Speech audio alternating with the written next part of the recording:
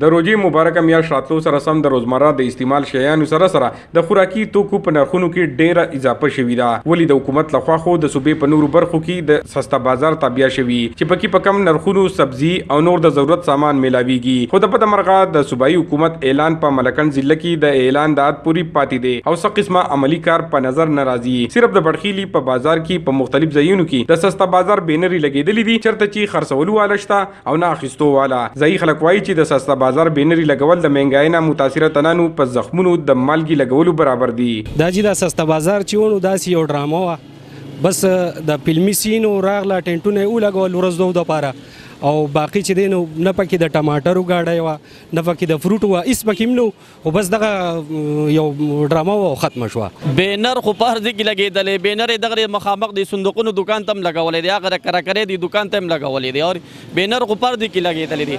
او مین مسله دا ده چې دلته سشته دی هم نه، هېڅ څه هم نه دي لګولي، صرف ټینټونه یې ولګوله، دوه درې ورځې یا ټینټونه وو، د هغې نه پس بیا هېڅ هم نه وو، خبره ختمه، نه چا ښه راوړي نه بد راوړي دي. د حکومت لخوا ګراني په خپل ځای ولې په ملکن ضلع کې ناجایز مرافخورو پلي چړې دومره تېره کړي چې انتظامي غړي ترېنه هم ډډه کوي. د ملکن ولس وینا ده چې حکومت کوم کار نشي عملي کولی نو اعلانات دې هم نه کوي، ځکه چې دا رنګه اعلانات په غریب ولس پسې خندا ده. عمران زریاب، خیبر نیوز، بړخیله، مالکن.